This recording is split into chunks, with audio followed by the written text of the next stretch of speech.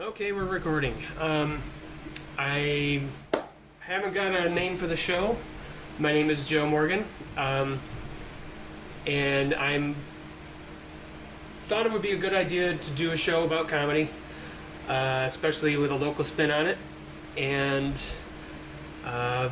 comedy is something, just in a brief introduction for myself, comedy is something I've always had an interest in, just because it's not going anywhere. It's always going to be around because when times are good, people want to laugh. When times are not good, people need to laugh. So, I figure it's a commodity that's always going to be around. The first person I thought of when I thought this show would be a good idea is Keith Bergman, who is I could throw the word legend around, and it may or may not be accurate, but as far as I've been around the scene myself almost a year, and I use that term loosely, but from what I've seen, Keith seems to be the godfather, for the time being anyway, of Toledo comedy, so I wanted to be the first to welcome our first guest, Keith Bergman. Hey, thanks, man. Thanks for having me. Sure, my pleasure's all mine, but that's a bit presumptive, and I apologize for that. I do have some notes in front of me that Keith is aware of because I keep looking at them. I'm sure I'll break from that eventually, and it helps me break the fourth wall because you, the listener, need to know the details that sometimes it's not as smooth as you think.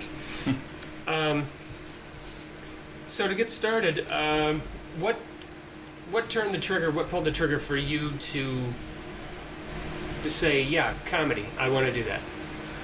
Well, I've always been interested in a lot of different creative things. I played in bands for a long time. I write fiction. I also was a music reviewer for a long time. I've done a lot of little things like that, and I always kind of envisioned myself doing lots of things a little bit. And one of the things I was interested in was comedy.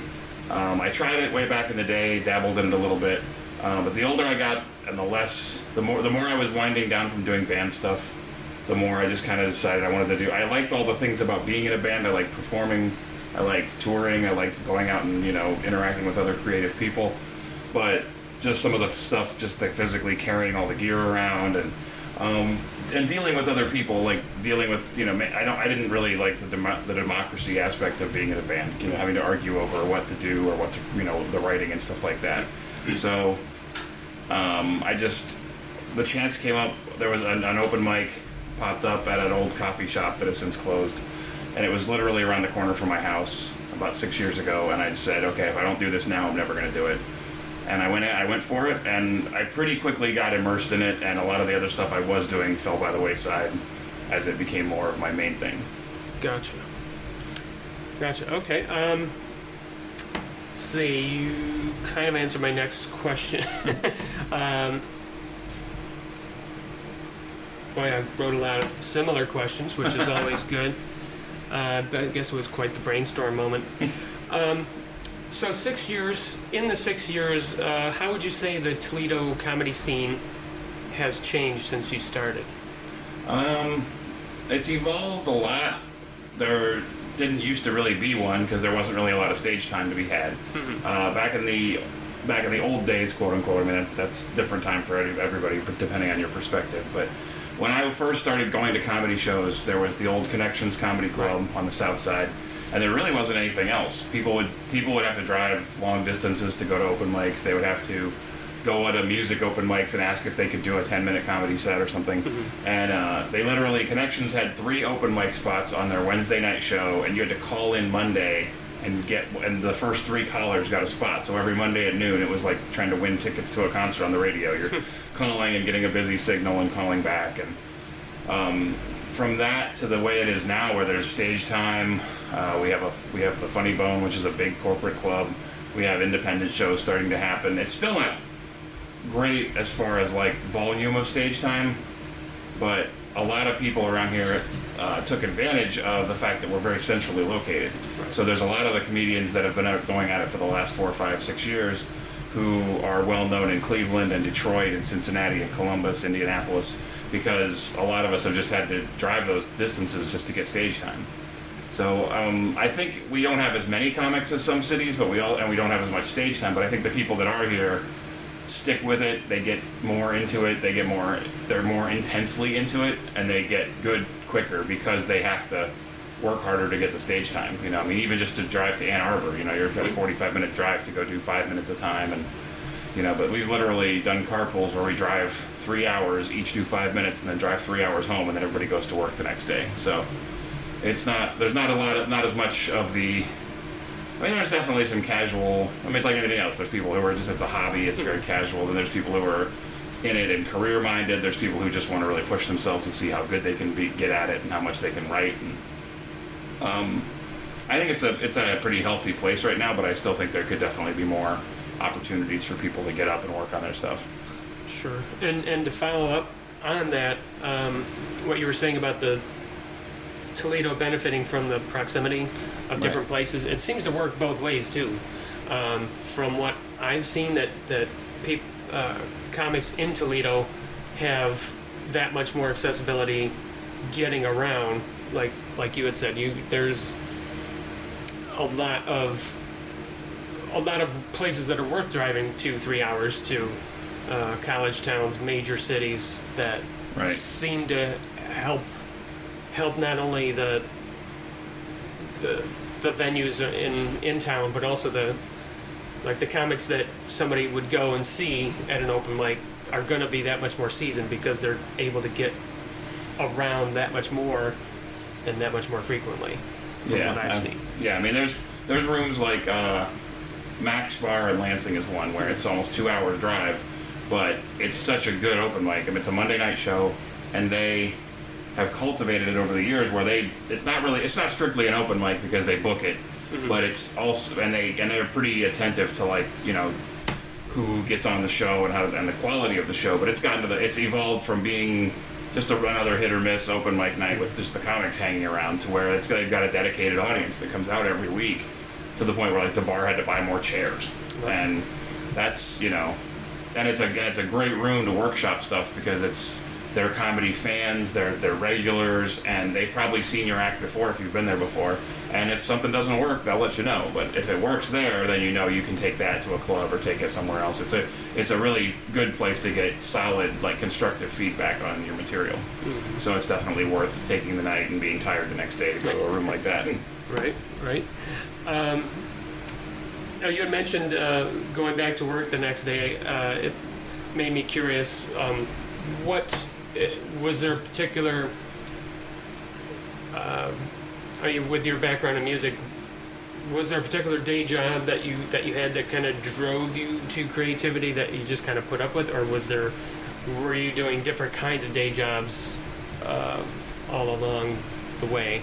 Kind of both. I mean, I've done a lot of different things, failed at a lot of things. Mm-hmm. I had a record store for a while, which was, you know, another chance to be around music and all that stuff. But that's something that you have to devote yourself fully to. You can't, you know, a bricks and mortar store, you can't just be gone, especially your weekends, that's where you make all your money. Right. I've done just like soul crushing, go to work and punch a clock jobs. I've sold stuff online and that was something I did and still do to an extent to try to give myself a free up schedule so I could do these things and so eventually could go on the road.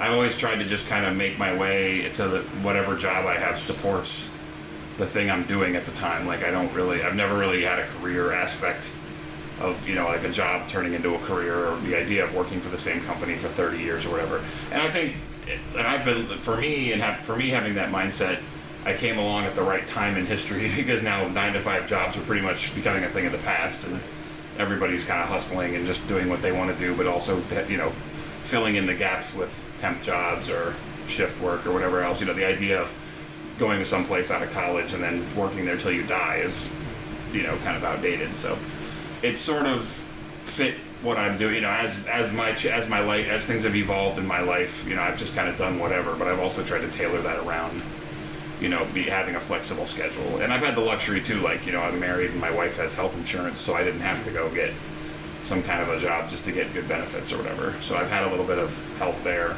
Right. And, you know, I mean, a lot of things have to fall. I mean, pretty much anybody that says they do shit like this without having somebody having their back or having some support system is lying and probably arrogant.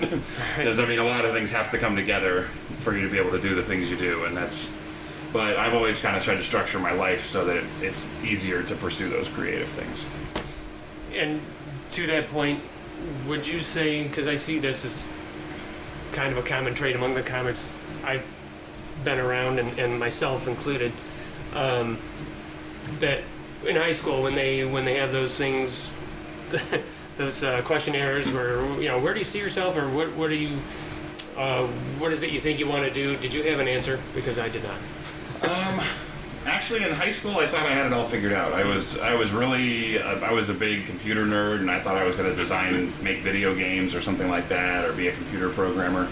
But I've never really had a long-term plan, and that's kind of still like the case. I mean, I have some definite, you know, there's very nebulous things like, yeah, it would be great to not be broke, or it would be great to be, you know, it would be great. But, you know, I've never really made plans as like, I want to have this or this or this, I don't want to own this thing, or I want to be in this position by a certain age or anything like that.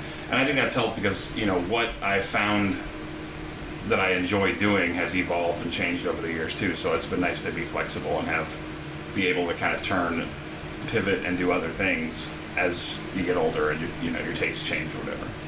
Excellent.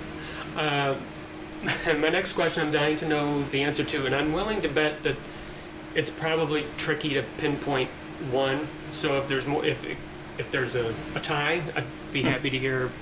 I'd be happy to hear the finalists for the answer. Most memorable moments on stage, and what comes to mind is like, oh yeah, this time. You know? I feel like I can actually, I actually have the one that really stands out was one of the first times I ever headlined a show. And I drove there. I drove to this place up in western Michigan, and it was a show at a golf resort. They were doing comedy shows in the off season, and there was a blizzard. So I drove through the blizzard, and this was like way off the interstate on some podunk road that hadn't been plowed. There were literally snowmobiles in the parking lot. People came to the gig on snowmobiles. But I got there, and my name was on the big Jumbotron sign out front, and it was a small turnout because of the weather, but like, you know, I got a hotel room, and I got this and that, and it was just like this really nice present. It was a really nice thing. But it was kind of a thing where the guy that booked me liked me, but I didn't really have any credentials as a headliner. And it's one of those things. Dave Landau, who's a very funny Detroit comedian, had told me at one point, like, if you get the chance to do it, just do it. Don't sit there and you know, as long as you think as long as you know you're ready and have the material, just go do it. And you know, because you're not going to get a lot of chances to do it. It's kind of a catch-22, like any job. They want you to have experience before you can go get the job and get the experience. Right. So I knew I had enough material time-wise, but just getting up there, and again, any kind of comedy gig you go to, the audience is a mixed bag. You know, there's people in their 60s there. There's people who probably wouldn't like me at all if we got to know each other. There's, you know, different political persuasions, different whatever. And I was able to go, and probably just through sheer nerves and adrenaline alone, I did like almost an hour, and it went really well. And I spent like the next 4 hours in my hotel room with my hands shaking, like I just, you know, survived like a car wreck or a close call or something. You know, like once the adrenaline wore off, it was sort of what just happened. But I remember just feeling like, okay, this is it. This is what, you know, I want to get to the point where I can do that like every weekend.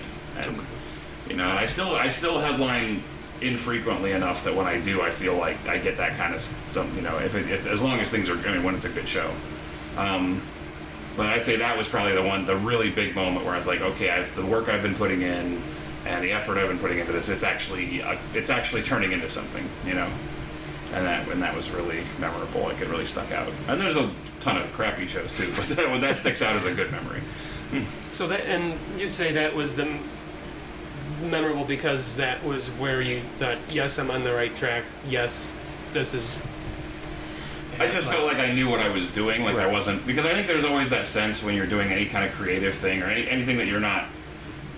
I've never trusted anybody who's too confident, and most comedians are very damaged psychologically and lack and there's always that sense of feeling like a total fraud, especially when you're getting paid for a show. When you're getting paid for something you were doing at open mic for free, and you're getting like someone's like, hey, you're the glue that holds this whole show together, and there's money and a hotel room and dinner, and you get there, and then there's this sense that you're a complete fraud, and you're going to walk up there and just fart and screw the whole thing up, and everyone's going to be mad and have to go home. And so it's kind of and I've read books, like I love like rock and roll biographies and stuff, and I read the one Nirvana book, and Dave Grohl said he feels like that all the time, where like, there's 100,000 people in a stadium ready to see Nirvana play in Europe, and he's like, I'm just going to shit my pants and pass out, and everyone's going to have to go home, and it's going to be a giant disaster, and it'll be all my fault. But to get through that feeling and then still do the show and then be like, oh wow, that actually went really well, and to be happy with it and have people come up and to have it just go well and feel like you put the work in, you did something, and it actually it worked like it was supposed to. That's a pretty amazing thing. I'm still not really used to it. And Dave Grohl has the added bonus of actually falling off the stage and breaking his leg. Right. And proving to everybody that that's not the end of the world. You come back, somebody make a throne for you, it'll be all good. Yep. Who would you say, and this is like the oldest question in the book, but who would you say has inspired you? That goes for music too, because that indirectly got you going towards comedy, but music, comedy, personally. Comedically, I would say early on, probably the first. My dad was really into comedy when I was a kid, so I heard a lot of George Carlin. I got really into Chris Rock when I first heard him. Then later on, like Louis, of course, everybody now. But it's a cliche answer because it's true. Bill Burr, Patrice O'Neill. Those kind of guys, just big. And now that I'm doing more shows with like not as well-known acts, and like I don't want to do like a hipster thing, but people that haven't really. But I spend more time interacting with people that like I do shows with and stuff, and people like Stuart Huff, who is probably one of the best living comedians right now, and no one knows who the hell he is. But he's a storyteller. Like if you've never heard him, his last CD. The last bit on his last CD, he actually starts crying at one point because he's talking about his grandmother dying. Oh wow! And still manages to make it something funny and interesting.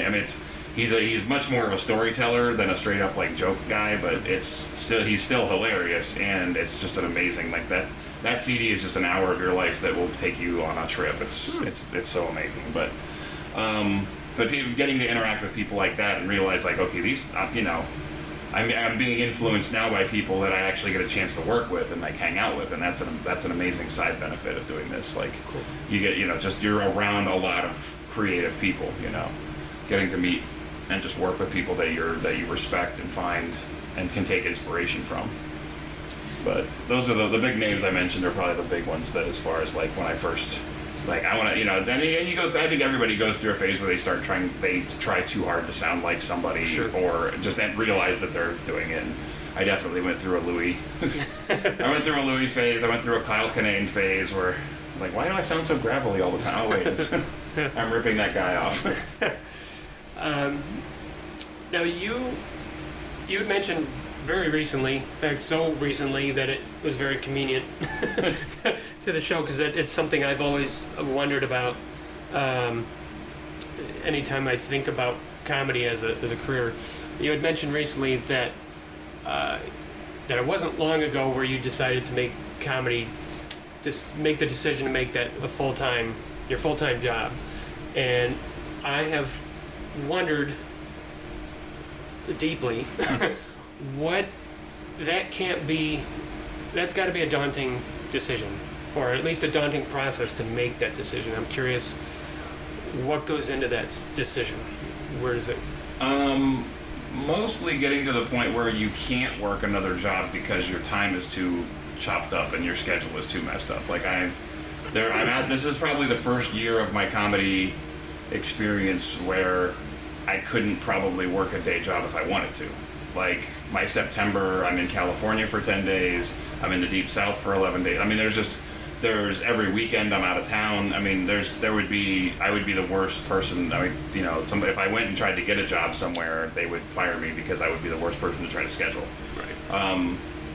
And it's not a super lucrative thing by any means, but it's something where you have to do a lot of free work up front with the open mics and everything else, and that never really goes away. It's kind of just like, you know, I look at it as the equivalent of like going to college. Like you're basically working for free, driving, and you know, and your time that you're putting in gets you to the point where you can start getting paid work. But then, you know, and this is not a great time for that. This is, I mean, the era of big comedy clubs is fading, and I don't know what's going to replace it. So there's a lot of shows like the independent shows where some comedians have a show at a bar, like the one we did at the Ottawa Tavern, where, you know, you either, I mean, I've literally done shows where the promoter passes a hat while I'm on stage, and you end up with a lot of ones and quarters. You know, you look like you got done shifted as a Denny's server. But you know, there's definitely ways to do it. It's not lucrative until you get to a certain level, and I don't know if I'll ever get to that level. I hope so, but just from a selfish point of view, I'd like to. You know, again, it'd be nice to not be broke, but I think the biggest thing is you just have to figure out how to make it work with your life. Like if you're single, it's like if I was single, the money I make doing comedy would be enough to I would have a shitty little apartment, I would have a crappy car like I have now, and I would be fine. With kids and a wife, it's different. I've got it, you know, but she's covering the health insurance part of things. You know, we make it work, and it's a constant juggling act with the schedule. But there's also a lot of other opportunities. Like, you know, most comedians are also doing some kind of freelance writing, or they do a podcast, or they do different things. And it's sort of that thing, everything just kind of adds up little at a time. You know, you'll see comedians that'll end up making a little bit of money doing like local TV commercials, or just, you know, there's so many little things like that you can do to fill in the gaps. But you know, it was more of a thing where like it just got enough momentum where it decided for me that, you know, even if like I said, I still do a little bit of the stuff like selling online, but mostly it's just a thing where you can't schedule enough hours at a day job to make the day job work anymore. So it kind of flips on it, where, you know, where before I was always trying to do comedy around work, and now, you know, those two things switch places. So it's sort of, and it's a very gradual process. And I mean, I feel like, you know, I'm 6 years in, and I know there's people who it's taken a lot longer than that. So I still feel pretty fortunate that it's only taken me that long, but it feels like forever. What projects do you have going now? You mentioned a couple of them, but feel free. What is it you have going now and in the near future? Well, the biggest thing is I'm recording my DVD in November. We rented a theater, and we're going to do a 4-camera shoot and try to do a nice, very professional special, like make my own actual comedy special with my newest hour of material. I'm working on some sketch comedy stuff. Everything else is kind of on the back burner until the DVD's done, but very slowly working on some sketch comedy scripts. I've got some book stuff I'm working on, but it's, again, all that's just kind of puttering along. Besides that, not really much right now, but those things will take more precedence, like once the DVD's shot and ready, and those things, and that'll be something too where hopefully all of that together will help.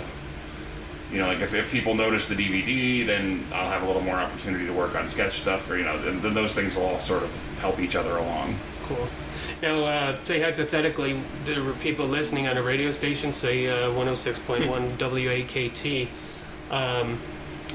Would we be able to tell them where they could go to see? I mean, I take it your DVD, you're looking for an audience. Oh, absolutely, yeah. I guess I should plug. I should do a little better job at actually plugging this thing.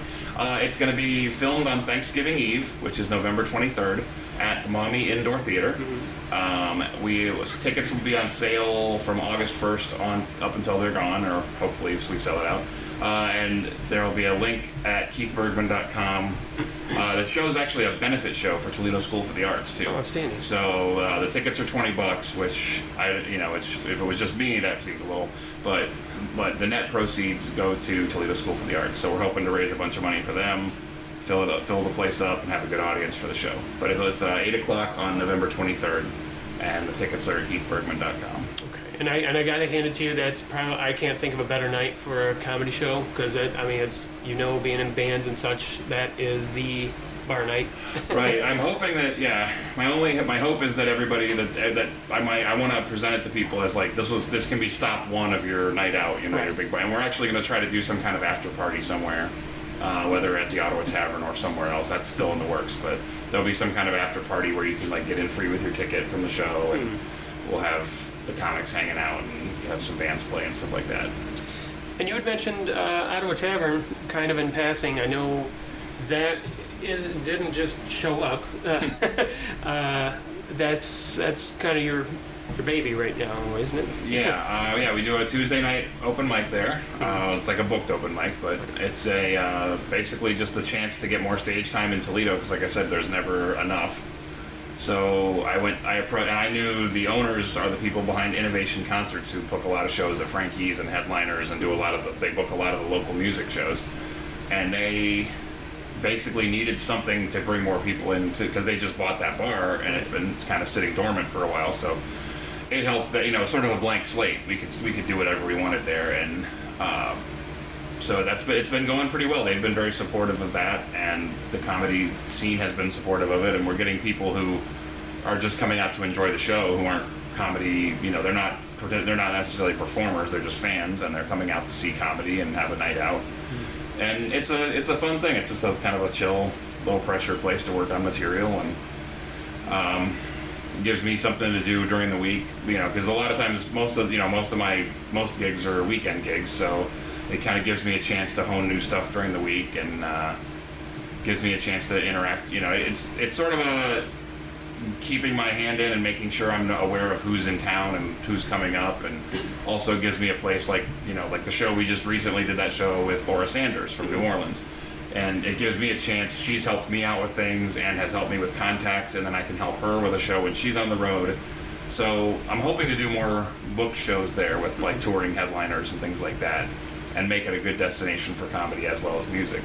But it's at the end of the day, the Tuesday show is just a place for people to work on material, and a place for comedy fans can just come. There's no cover charge, and they can come see. They're going to see good, bad, and the ugly. They're going to see a couple hours of people working on stuff, and maybe some great sets, maybe some not so good. But it's an interesting part of the process if you're a comedy fan. Right. But from what I've seen there, the couple times I've been there, it looks to me like a pretty good meeting of time and place, like perfect time, perfect place to have that place on Adams Street, and then you've got the open container that just came into effect. That can't hurt. Right. That's just an area that's conducive to, I think, it's close to the old West End. It's conducive to creative people and creative things, and it's next, Handmade Toledo is right there, and it's like, it's not something in the back of a strip mall somewhere, or in some bombed out old bowling alley or whatever. There's a lot of people. There's a whole generation of people who love comedy but got into it through podcasts and YouTube and Netflix, and the idea of going to a comedy club doesn't really even occur to them.